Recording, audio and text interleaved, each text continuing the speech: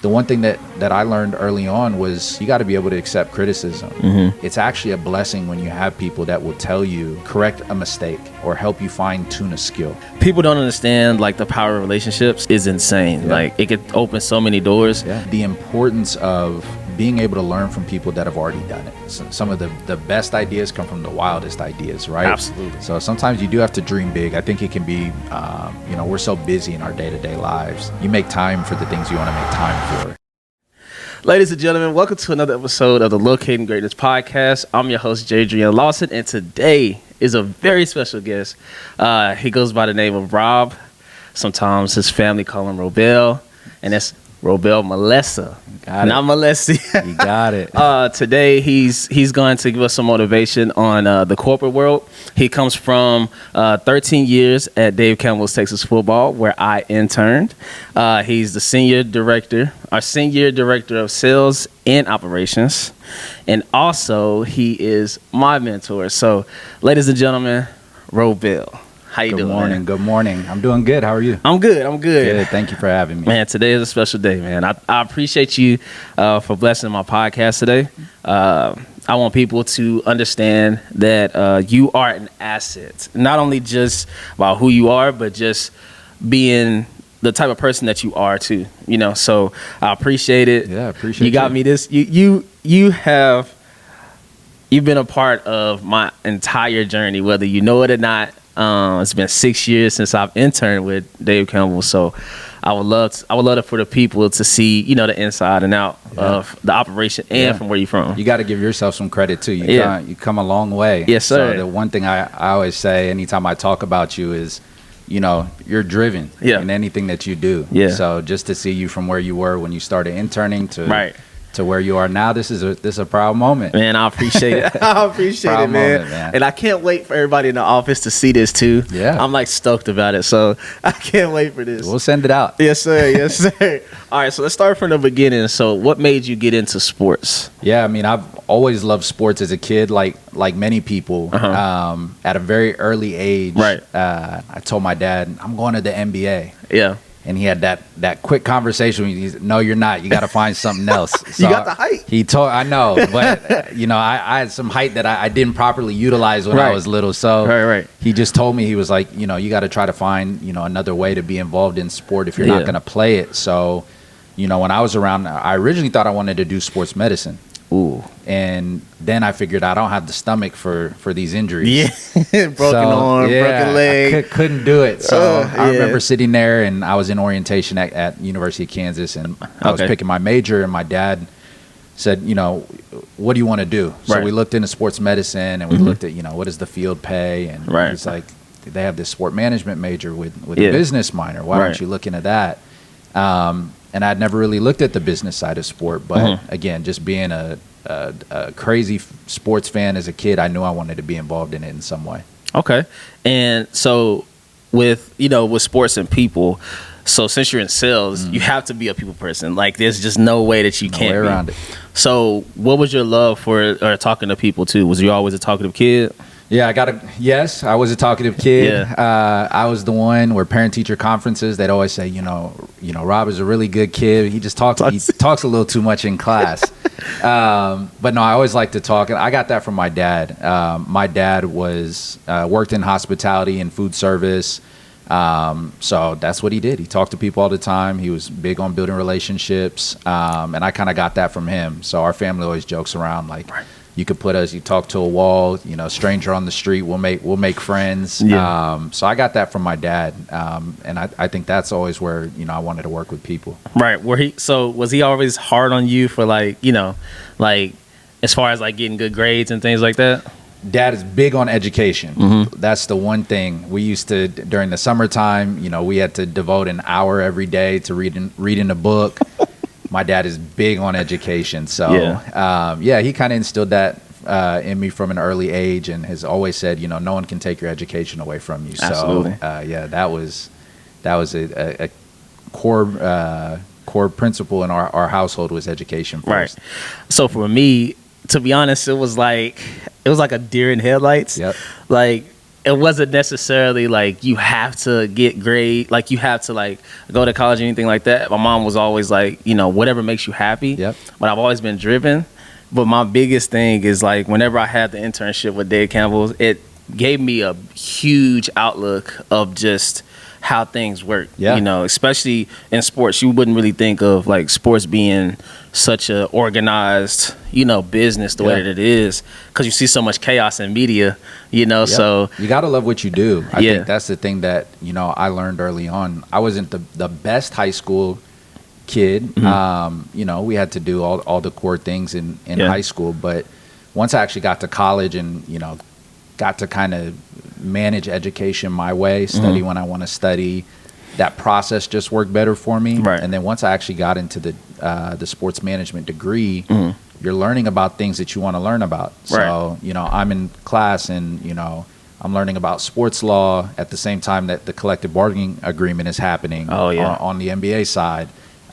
So it's like I'm going to class and I'm learning about the same things that I just watched on ESPN, you know, right before I got to class. So school got much more fun for me once I actually got into my major. Right. So when did you know about, you know, the career? Like you said you wanted to be in sports medicine at first. When did you know, like, okay, management and sales, that's what I really want? Yeah, I think really for me, once my dad kind of put that bug in my ear about the business side of sport, I really started to become interested in it. And, you know, as a part of my sports management degree, you know, they require you your last semester to do an internship somewhere. So if you have above a certain GPA, you can go really anywhere in the world to do your internship. Right. So I got lucky. My sports marketing teacher at that time was the general manager for IMG at KU. Wow. I told him I wanted to come down to Texas. My sister was down here. My family was down here. He ended up connecting me with two folks who worked in IMG Dallas offices. And, you know, it's really from them that I got very lucky that they put me in positions where I got to try so many different things in the sports management field or in the sports industry. So they exposed me to so much. You know, a lot of my natural, I guess, skills or talents kind of rose to the top by them kind of putting me in those positions and unlocking those things that, you know, I'd really never looked at. So it's kind of weird how, like, it's kind of parallel, because I forgot how I got in touch with you or the internship even came about. I'm wondering if it was through like the UNT program. I think it was we were career fair, right? Yeah, we were doing a lot with UNT at the time, and I think that's how we got connected originally. Right. Yeah, I think people don't understand like the power of relationships, and we're going to talk about that a lot in this episode. But the power of relationships is insane. Yeah. Like it could open so many doors. Because I had no idea where I wanted to do, where I wanted to go. You know. Just not even being in sports right now, but just being in sales when it comes to real estate, I learned so much. You know, you gotta be open-minded. You know, when it comes to talking to people and just trying to open that door for your own opportunity and also be an asset for them too. Of course, you know. So it's a huge part of it in anything that you do. You know, even if you look at the relationships you have today versus what you had, you know, maybe 6-7 years ago. Right. It's crazy when you kind of, we were talking about this the other day, a couple of my buddies and I, just thinking back, is like, man, we kind of have connections for everything. And we don't mean that in like a braggadocious way. It's just like over the course of time, all the people that you meet, right, is like, if you need tickets, or do you need someone that works in real estate, or do you know somebody, you know, in bank, whatever it may be, is like, you meet all of these people over time, and if you take the time to, you know, nurture those relationships, you really expand your network. But yeah, relationships are everything. It's insane. I was talking to Rebecca not too long ago, and it was just like, I wonder if she remember like the time I was with them. You know, it's just one of them situations where it's like, dang, like those relationships, even if you don't talk to someone 5-6 years, they're still there. That's how we got here. I mean, if you think about that, I mean, you interned back in 2019. Yeah. And 6 years later, you know, we're sitting here doing this podcast together. Sir. And again, that's a testament to you. Absolutely. Right? You do a great job of networking, staying in touch. And it doesn't take very much. I think that's the thing that people think, all of this time and energy that you have to pour in. Sometimes it's just checking in, how you doing? Or, hey, I saw this on social media, giving them their flowers, where it's due, and nurturing those relationships doesn't take very much, but it does take effort, and you've done a great job. And that's how we talked about this being a full circle moment. Yep. This is the case study right here. Yeah, I appreciate that, because it's just a lot of the time, you don't necessarily know who to really trust in business, just in general. Like, you don't know what everybody's agenda is. Yeah. So the more genuine you are, the more genuine that you are, the better it's going to work out for you, because, it's a lot of people that, are in it for the wrong reasons, and it won't take you too far. Yep. So amen. Yeah.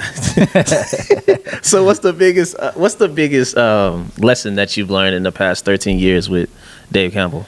Yeah, I think it's really the power of surrounding yourself around good people. I think that's the thing that I've learned is, you've heard the cliche, you find a job that doesn't feel like work, right? Mm-hmm. If you think about it, for many people that are in a traditional business setting, if you're working 5 days a week, 40 hours, maybe plus a week, you see those people more than you see your family, absolutely, more than your friends. And if you hate coming to work and seeing those people every day, that's going to make work really tough. Yeah.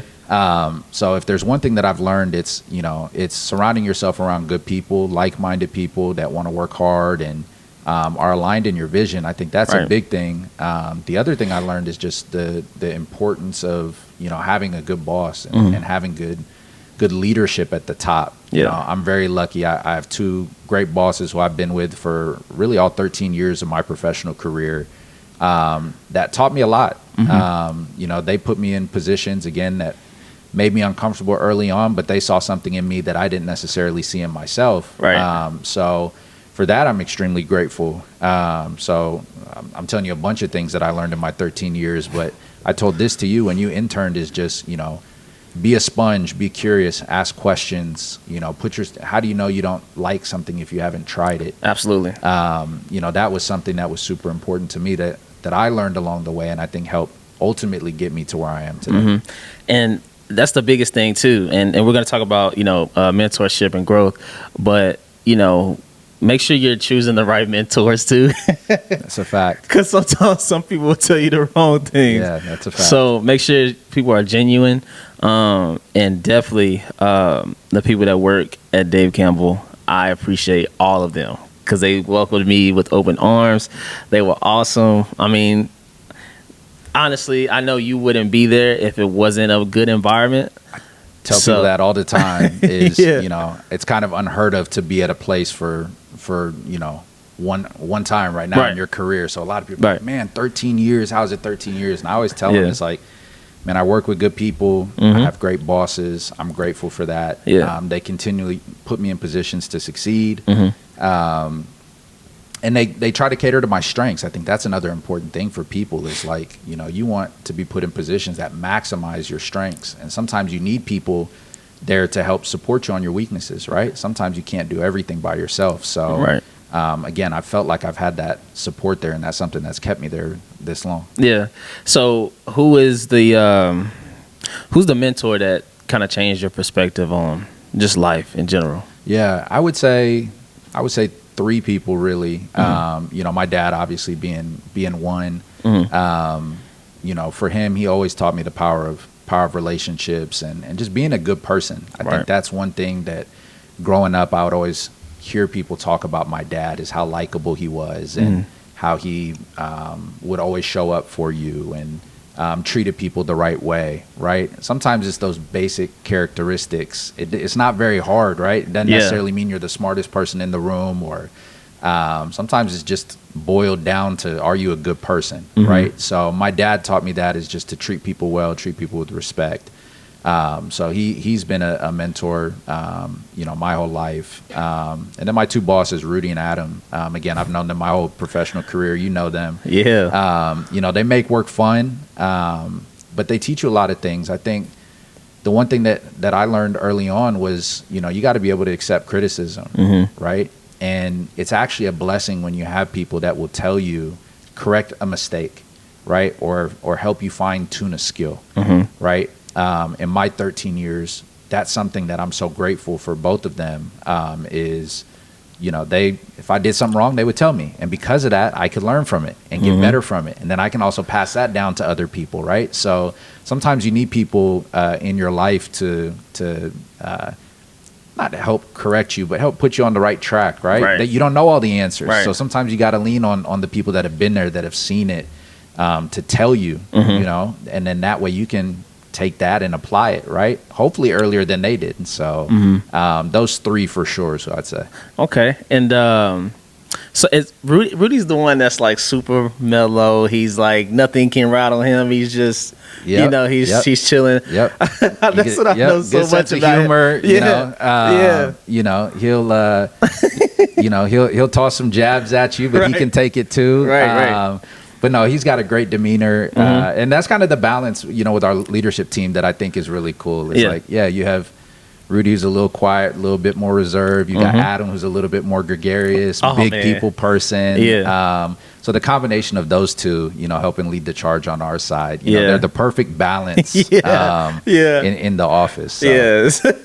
It's kind of like night and day. Exactly. You have somebody that's sporadic, somebody that's, calm, cool, and collected, but when the synergy is together, it's amazing. Both extremely talented, both very respected in their field. Absolutely. And talk about networking. If you look at a lot of the relationships that we have with our partners, that starts from those two. Right.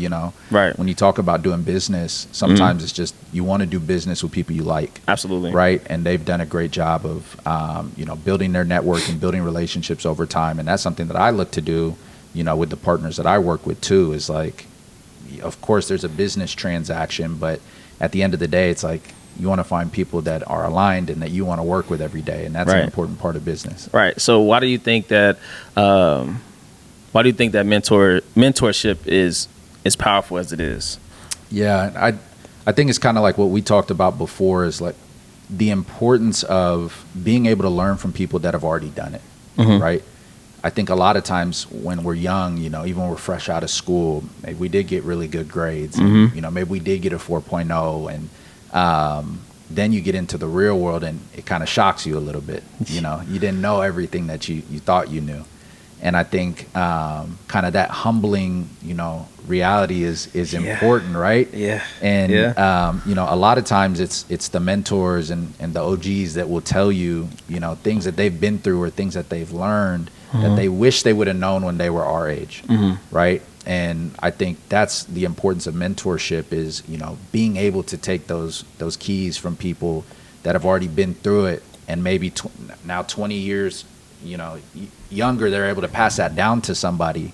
Now they can take that and apply it. So, it's kind of using the advantages, or it's kind of using those keys to your advantage, so that you can continue to grow. So I think that's why mentorship is so important, being able to learn from people that have already been through it, and now you can apply that and then get better from there. Absolutely. So let's talk about defining greatness. I mean, what does unlocking your potential look like to you?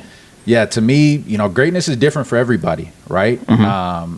Greatness could be success that you have in business. Greatness could be success that you have in, developing the best friendships that are your peace. Greatness could be, being a great husband or being a great father. So to me, greatness can be defined so many different ways for people. To me, in order to unlock greatness, you have to be a little bit vulnerable, right? You have to put yourself in positions that, may be a little bit uncomfortable, to ultimately get the best out of yourself, right? You learn from those experiences. So to me, greatness is defined so many different ways. In order to unlock that, you kind of have to tell yourself, what do you want to be great in, right? And everyone's is different. I think that's the important part. Social media makes you think that greatness can only be defined one way. Success and money and fame and power, and that's not the only definition of greatness. So I think that's important to know. You can be miserable, you can be rich, miserable, and not even living to your fullest potential. It's just, what makes you happy. And maybe you have a job that, pays the bills, but it affords you time to be with your family and your friends, and you get to maximize life, and you get to do what you want to do. That's pretty great. So that's where I think it's a common misconception is greatness can only be defined as the money, power, and fame. It's so much more than that. Yeah, and I see it like this. What is the currency that you give all the power to? Is it life? Yep. Is it money? Is it the family? Is it what is it that helps you defy your greatness? Just in general. Yeah, for me, it's kind of the respect of others, right? Even what you said is like, I talk about you all the time, or I say Rob is a great guy. That's awesome. You feel that way. To me, that's the currency that keeps me going. Right. Is do people remember me as being a good person, leaving that mark, someone that's loyal, someone that'll be there for you. To me, that means the world. That is my legacy. That I want to leave is, did I have an impact on people, a positive impact on people? I think is important. But to me, that's the currency that keeps me going. That holds the highest value to me more than any success I may have. Is did I build good relationships? Did people see me as a good person? And that's what I live for. Right. So I remember sometimes that we would have team meetings. The team meetings is a round table talk. Yep. We go through statistics. We talk about everything. Still do it every Tuesday. I love it. So today we have I got one at 11 o'clock today. So, so how do you continue to push your team forward and keep them, living in their greatness? Yeah. For me, it's just trying to pass down again what I've been taught, right? Is I think the important part about those meetings is allowing everybody to be vulnerable. I think one thing that we really try to talk about in our meetings is not as much celebrating the wins. We do celebrate wins, but we really try to talk about what are our challenges. Right. What's bogging us down this week, and kind of accepting failure. And what I mean by that, or acknowledging failure, is probably the best way. We always say, like, if the ball goes between your legs, just say the ball went between your legs. That's okay. Now let's figure out how do we fix it, right? And I think those meetings are so much more productive for us, is like, because we're trying to get better. Right? That's the big thing. It's like, yes, we're going to celebrate the good, but let's talk about the challenges, and then let's try to come together with a solution as a team. Right? I think that's super important for us. So when you talk about unlocking greatness with the team, it's like creating a safe space for people to talk and not be afraid to say, hey, I'm messing up, and look at it more as like, hey, how can we get better? So that's something that we emphasize week to week is just trying to get better. Right.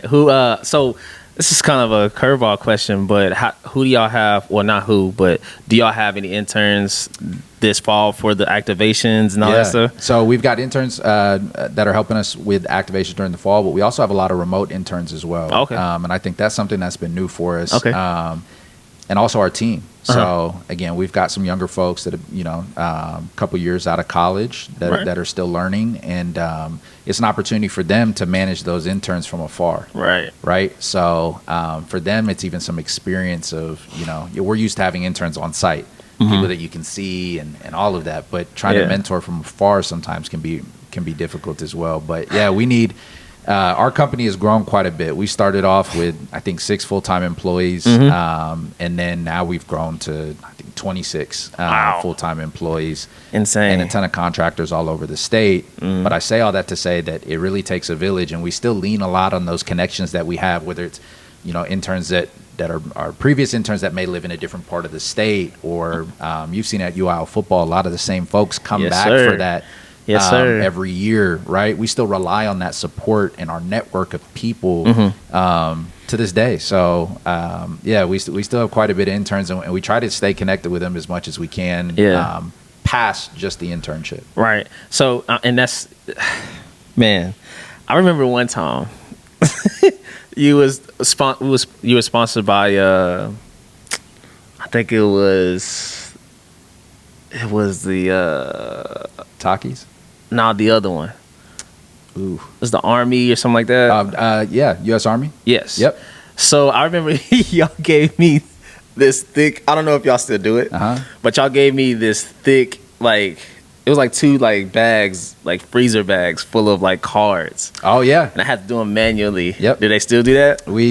Generating leads was a big part of what we did. Oh my goodness. That was crazy. Yeah. And that's a lot of what we do too. Is like, it's very like grassroots, and we try to be as as targeted for our partners as we can, but we're always trying to celebrate a positive message. I think that's one of the great things about Dave Campbell and the legacy that he's built. A brand that's been around for 65 years. Amazing. Developed a magazine that's known as the Bible of Texas Football, and really more than anything, you talk about building relationships.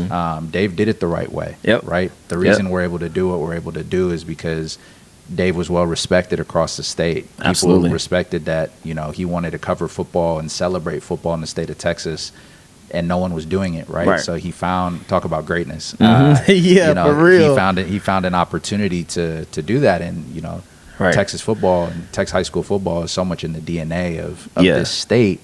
Our brand really helps us open doors for our partners, and do those things like help our partners generate leads and all of those things. So that's a big door opener. Man, it was crazy. I mean, it was a lot of work, but it taught you structure. Yep. That was my biggest thing that I took from that. It teaches you structure, stay organized, and be able to execute, the things that you're doing on a day-to-day. Because I had every bit of like 500-600 cars to go through. 100%. It's tedious work, but it helped me so much. Yeah, and that's the thing we always try to do is internships are not always, glitz and glamour. Yeah. Sometimes it's, getting your hands dirty. Right. Exactly. So that's a big part of it. But, for our partners, that's the biggest thing we try to learn. You talk about relationships too, is like, what are your pain points? Right. And listen is like, what are your pain points? How can we help you? Right. And try to figure that out. And then sometimes it is that manual work of like, hey, how can we connect them in the best way? Right. Yeah. Sometimes it's those things, but it worked. Amazing. It worked. It's crazy. So also, before I'm all off script, but I have to ask these questions. So, do you remember how many followers y'all had on Instagram when I started? Maybe low thousands, if that. It was 5,000. Okay, yeah. Today, right. I saw it was like 40 something. Yeah. Insane. It's grown quite a bit. It's crazy. And that's come with a lot of trial and error. We started when Instagram was obviously pretty new, but you were a part of helping grow that audience, and our content team has grown quite a bit, and they do such a great job of again celebrating all the things that make football great in the state. Now we're up over 400,000 social media followers across all of our platforms. Insane. So it's grown quite a bit. Oh my goodness. Before we go to the next questions, I'm putting activation videos in this so y'all can see what I did. Yeah, he's got it. We've got some pictures. We got some pictures that we'll pull back out. Insane. So, and one thing I forgot that I was doing, but I was talking to like the whole student section. With like a microphone, and it was crazy. Yeah. No, we have fun. Yeah. Again, for the people that may not know as much about Dave Campbell's, we're again, Bible of Texas Football. Yes, sir. We kind of explain it to people who are not from Texas. Is like, our brand is kind of like the ESPN for high school football in Texas, where we got scores and rankings and top news stories and live streaming and scoring app.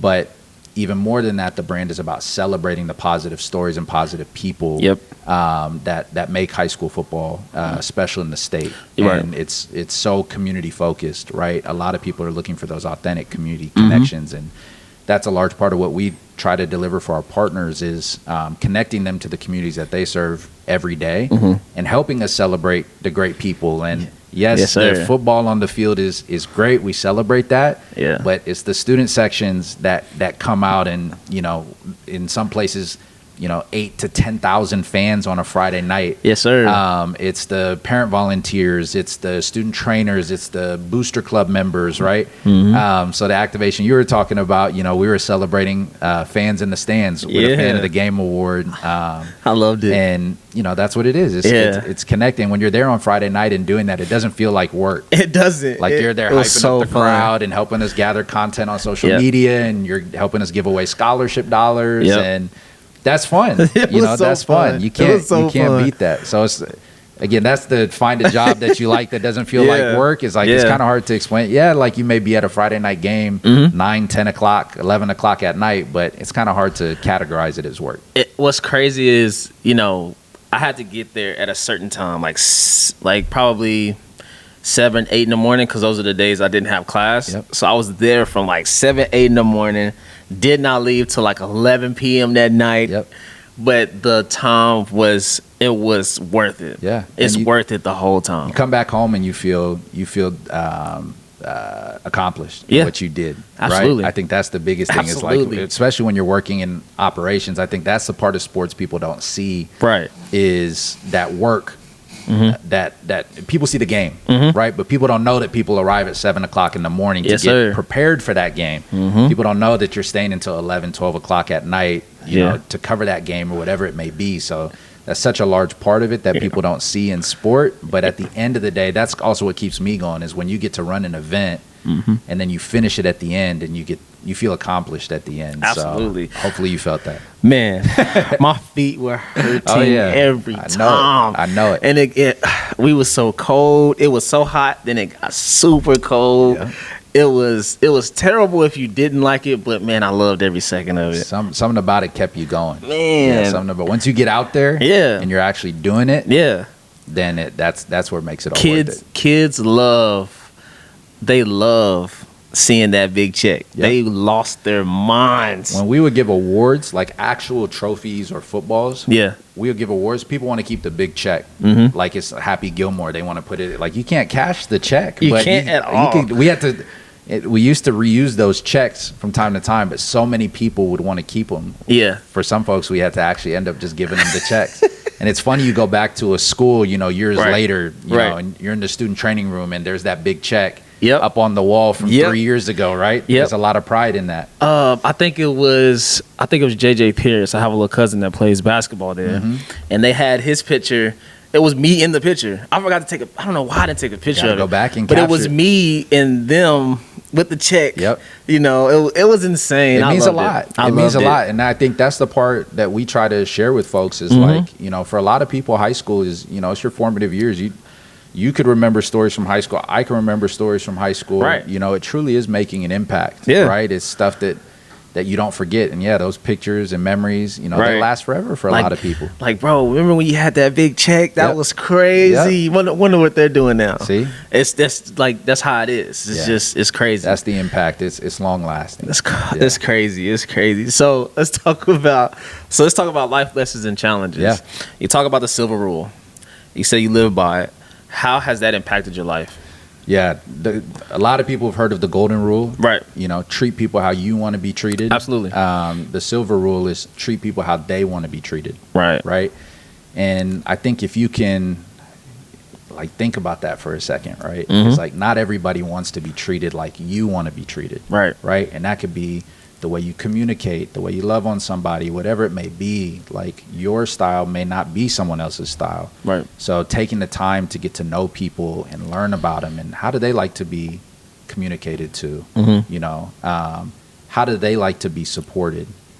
And not everyone's the same, right? So there's work in that. The easy thing is just, okay, I want to be treated this way. I'm going to treat everybody that way. Right. That's the easy thing to do. Right. The challenge is taking that extra time to meet people where they're at, right? And I think that's something that I've learned and has really shaped me. And, I try to keep as a point of focus anytime I'm building relationships is learn about people and learn how do they want to be communicated to. So, I try to live by the silver rule. Right. It can be challenging at times, but it's thinking about the other person. Right. I really haven't heard the silver rule.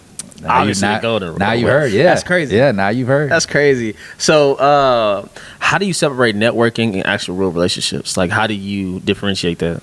Yeah. For me, when people think of networking, sometimes people don't know what that means, right? They think networking might be just reaching out to somebody and, trying to get a lead or trying to get a meeting or try to get something from them. Right. And let's say you meet that person and let's say the meeting goes okay, but there's no action item after. Right. It's very easy to not talk to that person again because you didn't get what you need from them. Right. That's not networking. Right. Networking is what you do. Yeah. It's finding ways to stay in touch with people. It's, hey, I saw this on LinkedIn. I saw this on social media. Congratulations that y'all did X, Y, Z. Right. Or, hey, happy birthday. right? Yes, sir. Or, hey, I know you're a Kansas fan. Jayhawks won. That was a great win, right? Yeah. That's staying connected with people. That's networking. It's not just always asking and what can you get from something. Networking is also what can you provide for somebody, right? Yeah. So, maybe you have a connection with somebody and you can connect them, right? Without them asking, right? That's networking. That's how you nurture those relationships. That's how you build relationships, right? Right. Is, not making it such a one-way street. Is, you want it to be mutually beneficial and you want to show value, right? Originally, we look at people for what can they provide for us, right? They have value to us, but sometimes I think we forget about what value can we provide to them. Yeah. Right. So absolutely. I think that's super, super important. And it's simple things, right? It's just normal interaction, but it does take effort. I think you have to be intentional about it. But that's the biggest difference from, in my opinion, of just networking, but also how do you build strong relationships that last over time? Absolutely. And it's just insane. Like you take something so small and then you can blow it up for the rest of your life, just in a positive sense. Like the conversation, I could have walked right past you. I mean, it's one conversation that could change the rest of your entire life, the trajectory of your life. 100%. And the reason why I'm like so, and for y'all, like y'all might think my demeanor is different, but I learned so much from him, so I'm like kind of focused in. So like, I apologize, but yeah, it's just so much that you have taught me that I use every single day. So I do appreciate that. Yeah, I appreciate you saying that. I'll brag on you for a second because, one thing that I have to for a little bit. I remember the one thing I told you when you walked in was if you do anything here, say hi to people in the morning and say goodbye when you leave. Yeah. Right? The simplest thing. Every morning you would come in, you would say hi to everybody in the office. You would say bye to everybody in the office. Yes, sir. Right? And I think about when I talk to Adam, who's the president of our company, he still remembers that about you. Yeah. I still remember that about you, right? And it's those little things, right? And things happen in those little conversations. That might spark someone telling you what they're doing that weekend or that night. Or maybe when you talk about an intern, sometimes you have to create your own energy, right? You could be sitting there and there's nothing for you to do, but you got to put yourself out there you got to put yourself in that position to receive some work sometimes. Yes, sir. So sometimes in those normal conversations, all you're doing is saying hello and goodbye. Standard things.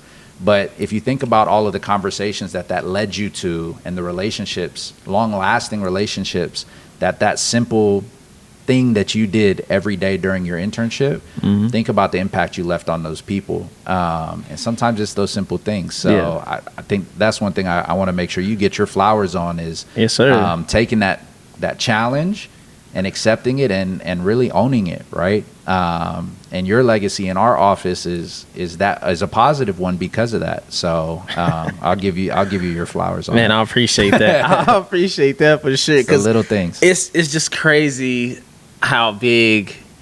I don't think people understand how big Dave Campbell is. Like it is like if you see the Texas flag pulling up to your stadium and you see it outside, they lose it. Yep, and that's what every single time. That's what I learned. I came from Kansas, so coming down here and learning what the brand meant, I heard about it from my sports marketing teacher. Right, but you don't know it until you see it. Right. So when I came down here, my first state championships that I worked was with Kyler Murray at AT&T Stadium. Yeah. And they had 54,000 fans in AT&T Stadium. They were in the upper deck. Yep. For a high school football game. Yes, sir. I'd never seen anything like that before. You're watching, talk about greatness, you're watching Kyler Murray, who never lost a high school football Spotless. Game, right? So when I look back at that of like, what does football mean to this state? I look back at those things. And Dave Campbell is synonymous with so many iconic Texas brands. You think about Dave Campbell's, you think about H-E-B, Dr. Pepper, Whataburger. You think about Bluebell, these iconic Texas brands. Dave Campbell's is synonymous with that. So, yes, sir. For me, it's an honor to work for the brand. But more than anything, it's cool to go into those communities and see the impact that the brand has had in people's lives. Right. So other than the attendance, as far as Dave Campbell and working for the brand, what makes Texas high school football so special, and why is it so important to us Texans? Community. Yeah, I think it's as simple as that. You know, you go to some of these towns where on Friday night, the joke is that, you know, last person out, turn the lights off, because we're all at the high school football game, right? It's community. It's the passion that people have for their high school football team.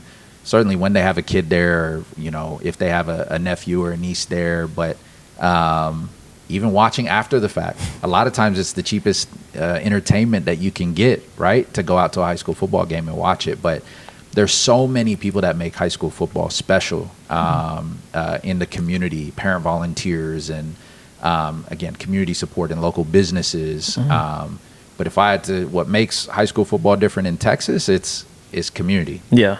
Yeah.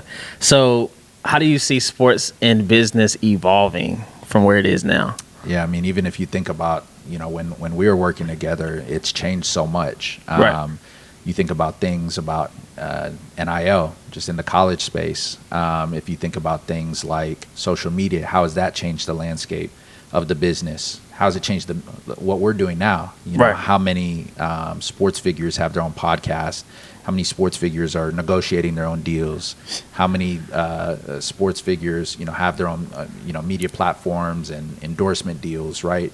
Sport has changed so much. Right now, I think social media has been a big driver of that. But also, how do we consume content? Absolutely. You know, you look at some of these different TV and streaming deals that are out there, people paying billions of dollars for the rights for sports. It's the thing that's keeping live anything going is sport, right? Yep. Now there's so much on demand, but sports is appointment television, right? Yep. It's keeping the live business going, right? Right. So I think it's changed a bunch, and how we consume content, I think, is something that will continue to evolve. But I think one thing that has been a constant in some cases has been the attendance, right? Right. That fan experience, that game day experience. Right. Is still second to none. And then even in Texas, you look at that, is like you still come out there and there's thousands of fans in the stands. Right. So I think we still yearn for like that in-person and community feeling and that fan engagement. So that's something that I hope never changes. Never dies. Oh, man, I pray it doesn't, because Yeah. it's like the atmosphere, the energy, you feel like you're levitating in the Can't- stadiums, can't man. beat It's crazy. And it's some of your best memories. You know? Yeah. I'm sure we've all been to a game where, Oh, yeah. you know, you remember losing your voice. I remember a game at Kansas, final game when we played Missouri. Oh, yeah. And we came all the way back from 20 down at halftime. Yeah. And I felt like we willed the team back. We, like my friends and I, to this day, you can't tell us that we didn't will that team back. Single-handedly, y'all. It was us. We willed them back. But that memory is something we talk about to this day. Right. Like we talk about it to this day. So Right. that fan experience is, you know, something that you don't forget. Is some of your best memories. And Right. you know, we all remember high-fiving fans that you don't even know. Or going to a tailgate scene and, you know, building some friends that you never thought you'd meet. Right. So that's something I hope never goes away. Absolutely. Yeah. So, man, just to wrap it up, I kind of want I want people to take some advice, some takeaways from your story. What do you feel like the number one takeaway is in your whole story as a whole? Yeah, I would just say be a good person. Sometimes it's the simplest things. Absolutely. Right? You know, try to be a good person, treat people well, and that'll take you so far in life. Because a lot of what we do is networking. It's people business, right? And I think that's something that must be cherished, but also is an opportunity to leverage your relationships. But I think being a good person and treating people well, if I could leave someone with anything, it would be that. Just be a good person. Right. And how do you see everything growing as far as in the office? Because you went from 6 when I was there to now upper 20s. Yep. How do you see it moving on from there? Hopefully it continues to grow.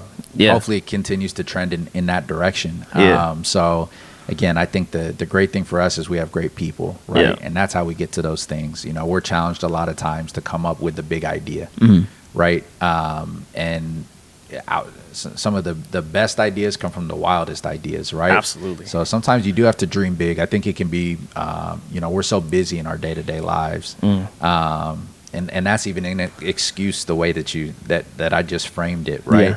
You make time for the things you want to make time for. But I think sometimes you have to allow yourself to think big, right? I think we think in a small box, but think big, right? Take risks. This podcast was a risk for you starting it, right? Absolutely. And look at where you've grown it to now. Absolutely. So that's what you have to do. You got to take the step. If anything, just take a step and try to get better each and every day. And that's the big thing, is take that step. Man. All right. Well, ladies and gentlemen, big shout out to Dave Campbell, Texas Football. They changed my life. I appreciate them so much. And guys, Rudy, Adam, thank you. I appreciate it. I know y'all going to see this, but I appreciate you guys as well. I don't think you know how big, like, of a figure you are. People don't know that. Like, it's insane. It is insane. I'm not necessarily starstruck, but people don't understand like how much you changed my trajectory of thinking. So I appreciate that. Yeah, for sure. I don't know if I'm that big of a person, but no, I appreciate that. And again, I appreciate you having me on here and doing this. Talk about greatness. Absolutely. To me, this is greatness personified. Yes, sir. Watching you do this. So this is fun, and I'm excited to see where this grows. So I appreciate it. Grateful I can be in on the front end and excited to see where it goes, 5-10 years from now. Yes, sir. Well, I appreciate it so much. Ladies and gentlemen, Robel, Melesse. He got it. Thank you, man. All right, I appreciate it. I appreciate it, bro. Yes, I appreciate it, man.